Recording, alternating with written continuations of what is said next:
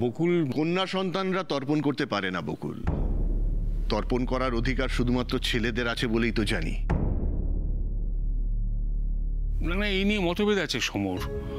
গণেশ পুরাণে আছে যে পুত্র বিনা মুক্তি নাই।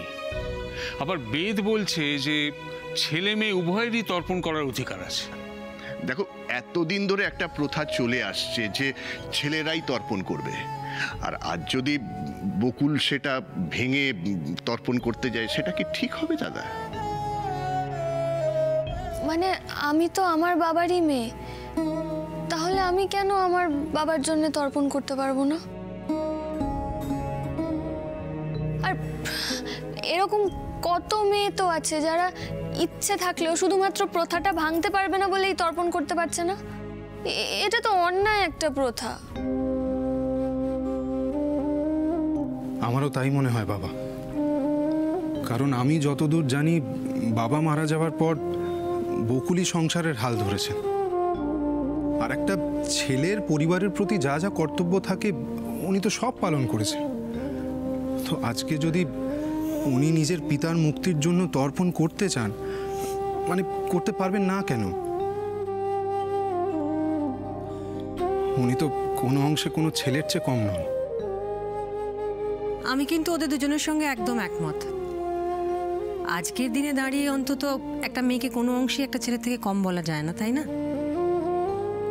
একদমই ঠিক কাকিমণি। যে আরেকটা প্রাণের জন্ম দিতে পারে সে কম হবে কেন? অনেক ক্ষেত্রে বেশি। আর তাছাড়া বেদে যখন বলাই আছে যে মেয়েরা তর্পণ করতে পারে, তখন বকুলের তর্পণ করতে অসুবিধে কোথায়? আমারও এই ব্যাপারে একটা কথা বলার আছে। মানে কারোর যদি ছেলে না থাকে, সে যত ভালো মানুষই হোক, তার কোনো অধিকার থাকবে না। ঠিকই বলছো তোমরা।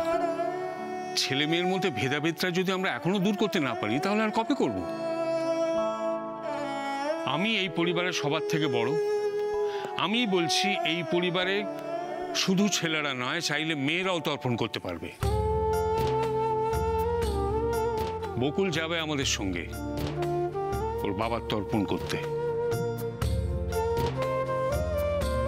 তোমরা জানো সীতা দশরথের তর্পণ করেছিল? মানুষের সদিচ্ছার কাছে কোনো নিয়মই টেকে না। তুই তোর বাবার তর্পণ করে বাবাকে শ্রদ্ধা জানাতে চাস, নিশ্চয়ই জানাবি। তোর শ্রদ্ধাকে অসম্মান করার ক্ষমতা আমার কেন? কারণ নেই। মা আসছেন, দিকে দিকে নারী শক্তিকে অভ্যর্থনা জানাচ্ছে মানুষ, আর তুই মেয়ে বলে তোর বাবার তর্পণ করাতে আমি বাধা দেব? এ কখনো হতে পারে? কখনো নয়। তুই চল আমাদের সঙ্গে। মহলার ভোটটা না ওই বকুলকে ছাড়া জাস্ট ভাবাই যায় না। ও শোন, ভালো কথা, আমরা এই শিউলি ফুলগুলো তুলে ওই যে পাড়ার মুখে যে মন্দিরটা আছে না, ওখানে দিয়ে আসবো। পুরোহিতকে বলবো যে বকুলের নামে যেন একটা পুজো দিয়ে দেয়। শিউলি ফুলের গন্ধে একদম মনটা ভরে যায় বল। এই ফুলগুলো দেখলেই আমার ওস্তাদের কথা খুব মনে পড়ে, ঠিক আমাদের ওস্তাদের মতন। আরে বুঝলি না, শিউলি ফুলের গন্ধে মন প্রাণ একদম ভরে যায়। মাটিতে পড়ে তাও পুজোতে লাগে। হে বিচ্ছুদা, এই গোবলা তো কবেই হয়ে গেল। তবে আমার ওস্তাদের কথা এই শিউলি ফুল দেখলে একটা অন্য কারণে মনে পড়ে। যখন ওস্তাদ আমার পড়া ধরতো, আমি না খালি আমাদের দেশের জাতীয় পতাকার রং ভুলে যেতাম। জানিস ওস্তাদ আমাকে কিভাবে শিখিয়েছিল? এই দেখ, এইখানে শিউলি ফুল পড়ে আছে, এই হচ্ছে ওপরে গেরুয়া, এই মাঝে সাদা, আর নিচে সবুজ। এই তিনটে রং যদি মনে রাখিস, তাহলে আর জীবনে জাতীয় পতাকার রং ভুলে যাবি না। আরে সাদে কি আর সবাই আমাদের বকুলকে ওস্তাদ বলে ডাকে? জানিস তো, খুব সহজেই সমস্ত সমস্যার সমাধান করতে পারে ও। ওস্তাদের সঙ্গে থাকতে পারলে না আমাদের একটা হিল্লে হয়ে যেত। শোন, বকুলের নামে তাহলে একটা হয়ে যাক। বকুল ওস্তাদ কি জয়!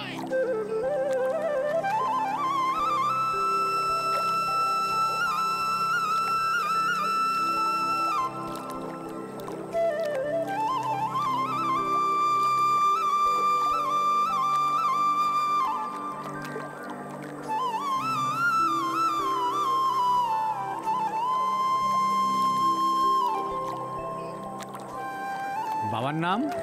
শ্রী অনিমেষ সান্যাল।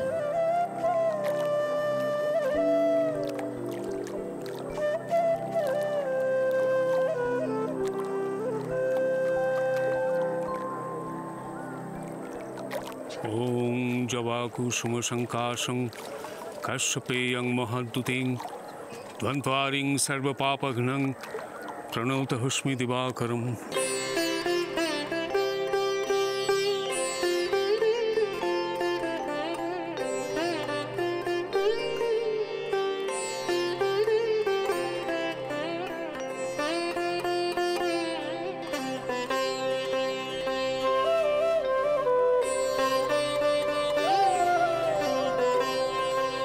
আমার বাবা, আমার সকল গুরুজন,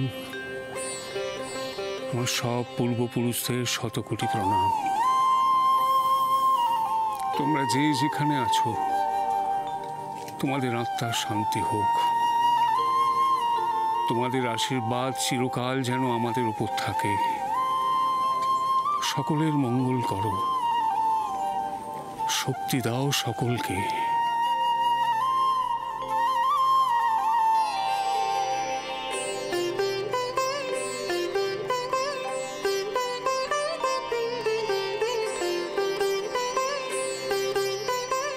আপনি কিন্তু কোনোভাবে জলে নামবেন না, মনে থাকবে? থাকবে। আপনি নিশ্চিন্তে যান। জয় মা। মা গো, আমার সব ইচ্ছে পূরণ করো মা। আমি যেন নিজের নাম প্রতিষ্ঠা করতে পারি।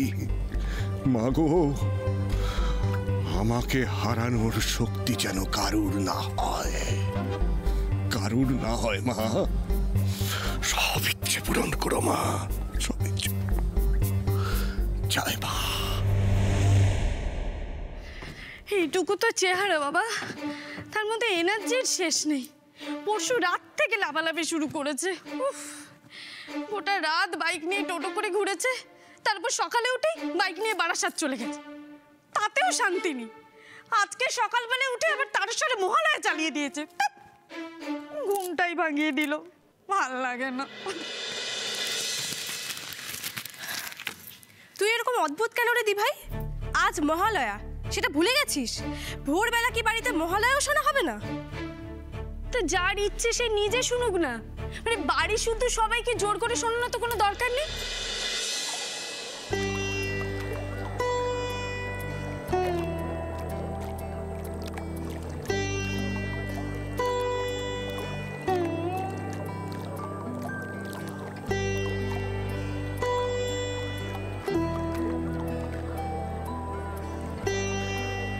আমি জানি বাবা, তুমি সব সময় আমার পাশে আছো। আমার ভালো মন্দ সব কিছু তুমি দেখছো বাবা। বাবা, আমি শুনেছি তর্পণ করলে নাকি প্রিয়জনের আত্মা শান্তি পায়, তাকে স্বর্গে পৌঁছানোর পথ দেখানো যায়। আমি চাই তোমার আত্মা শান্তি পাক বাবা। তুমি যেখানেই থাকো ভালো থাকো। তোমার আত্মাকে মুক্তি দিলাম বাবা।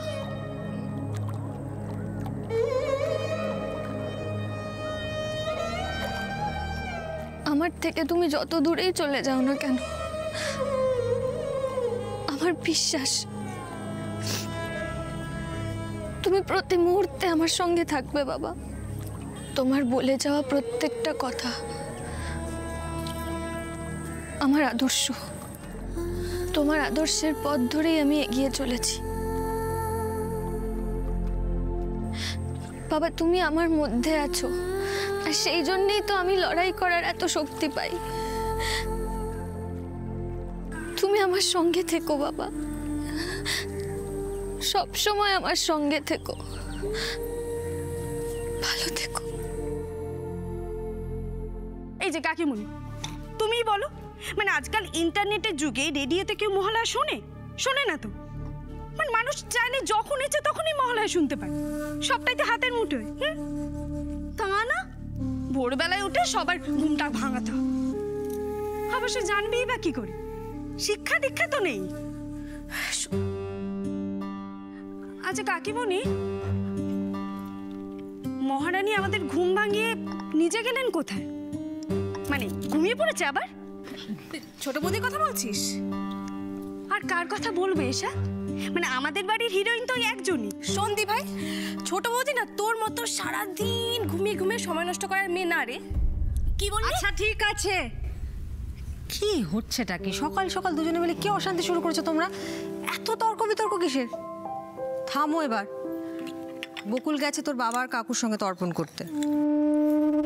বকুল তর্পণ করতে গেছে? মেয়েরা আবার তর্পণ করে না? করে তো। তর্পণ করবার জন্য ছেলে হওয়ার দরকার পড়ে না রোশনি। মনের মধ্যে ভক্তি শ্রদ্ধা এগুলো থাকলেই হয়। আর তাছাড়া বকুলের মতন মেয়ে তো যে কোনো বাবা মার গর্ব। আজ এই মহালয়ার পুণ্যতিথিতে আমি তোমার কাছে প্রতিজ্ঞা করছি বাবা, যারা নিজেদের স্বার্থ সিদ্ধির জন্য তোমাকে এই পৃথিবীর বুক থেকে সরিয়ে দিতে বিন্দু মাত্র দ্বিধাবোধ করেনি, তাদের প্রত্যেকে শাস্তি পাবে।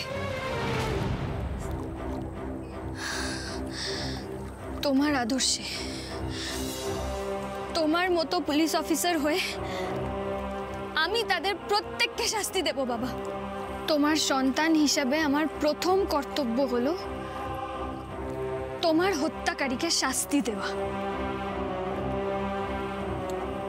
এই কর্তব্য পালন করতে গেলে আমার পথে অনেক বাধা, আর এই সব বাধা আমাকে অতিক্রম করতে গেলে অনেক অনেক লড়াই লড়তে হবে। আর এই লড়াই লড়তে গেলে আমাকে আমার পরিবারের থেকে, ওনার থেকে সব কিছুর থেকে দূরে চলে যেতে হবে।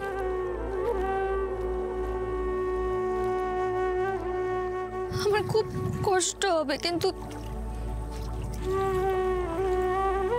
তাও যেতে হবে। আমার পরিবার, আমার কাছের মানুষ, আমার বাড়ি সব ছেড়ে চলে যেতে হবে। বাবা, ওই যে মানুষটা দাঁড়িয়ে আছে, ওনার মধ্যে আমি তোমাকে খুঁজে পেয়েছি জানো। তোমার মতো স্নেহ ভালোবাসা দিয়ে আমাকে আগলে রেখেছেন, মাথা উঁচু করে বাঁচার শক্তি দিয়েছেন।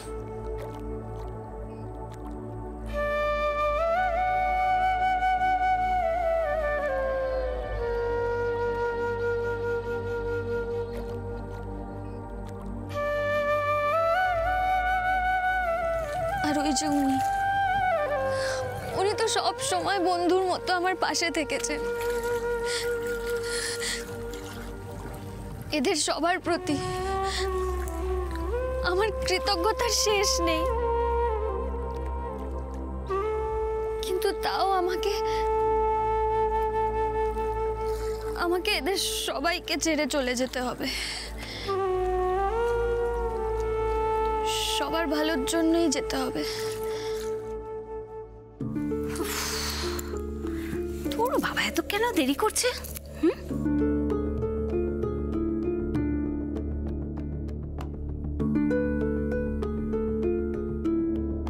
এই যে দরজার দিকে হাঁ করে তাকিয়ে কি দেখছেন? হ্যাঁ, কেউ আসবে? কেউ আসবে? আরে বর্ষা, তুমি এত সকাল সকাল উঠে পড়েছো? না উঠে উপায় আছে? আপনি সকাল থেকে যা শুরু করেছেন। আচ্ছা, আপনার ঠাকুরে এত ভক্তি কবে থেকে হলো বলুন তো? আজই। মানে? না মানে ওই মহালয়া শুনছিলাম জানো তো, অনেক দিনের অভ্যেস তো, তাই আর কি এমনি। ও বুঝেছি, যান, অনেক হয়েছে আপনার পুজো করা, এবার যান গিয়ে আমার জন্য চা বানিয়ে নিয়ে আসুন, তাতে যদি আমার মাথা ব্যথাটা কমে। উফ মাগো।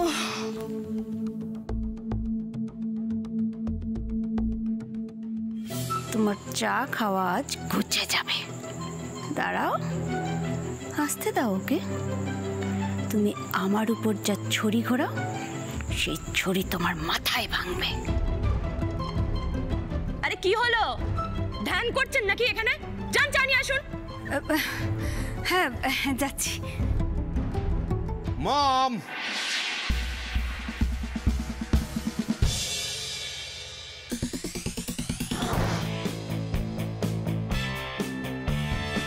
রকি, মম, কেমন আছিস তুই? তুমি কেমন আছো বলো? ভালো আছি।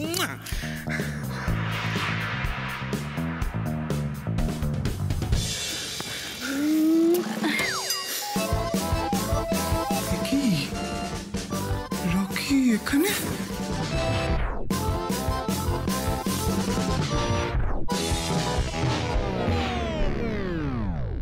বাবা, সারা বাড়িতে একেবারে বকুলের গন্ধে মোমো করছে।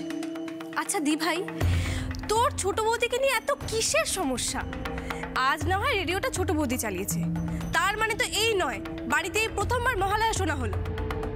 আমার যখন ডাব্বুর মতো বয়স ছিল, সেই তখন থেকে দেখে আসছি তোকে প্রতি বছর জোর করে ঘুম থেকে তুলে আনা হতো, আর তুই বসে বসে ঢুলতিস। হ্যাঁ ঢুলতাম, বেশ করতাম। আমার এসব পোষায় না বাবা।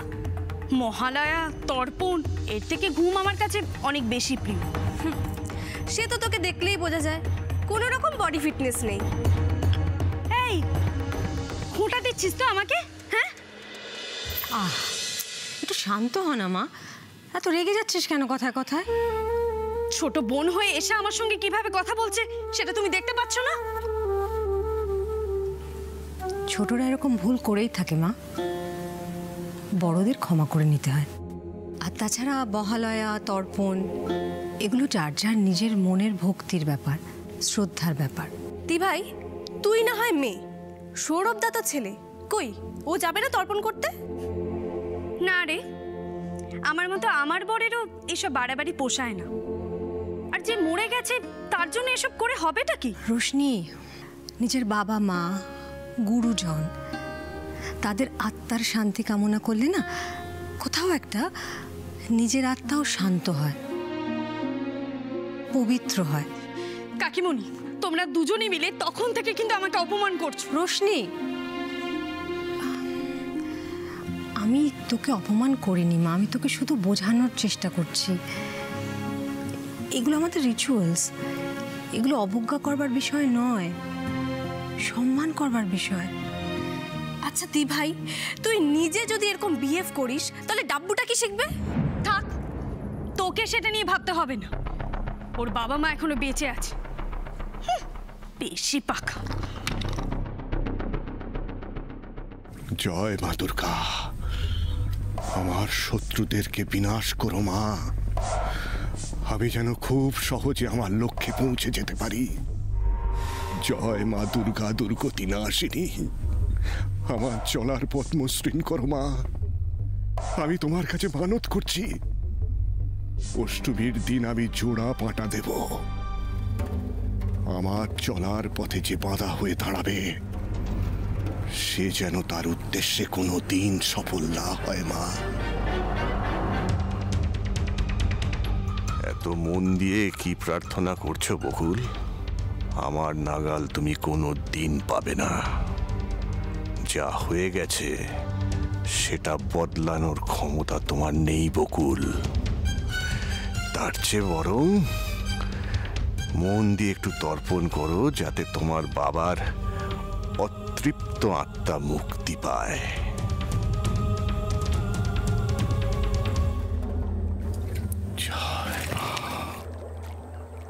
চা হয়ে গেছে, তা বদলানোর ক্ষমতা হয়তো আমার নেই, কিন্তু তোমার এই স্বার্থত্যাগ আমি বিফলে যেতে দেব না বাবা। তুমি আমাকে শক্তি দাও বাবা, আমাকে তুমি শক্তি দাও, যাতে আমি আমার পরিবার, আমার কাছের মানুষ সবার থেকে অনেক দূরে চলে যেতে পারি। দূরে চলে যাওয়ার মতো মনের জোর দাও আমাকে বাবা, কারণ এই লড়াইটা একা আমার, আর আমার এই লড়াইয়ের জন্য এদের কারুর কোনো ক্ষতি হোক আমি চাই না। আমাকে তুমি শক্তি দাও বাবা, আমাকে তুমি শক্তি দাও।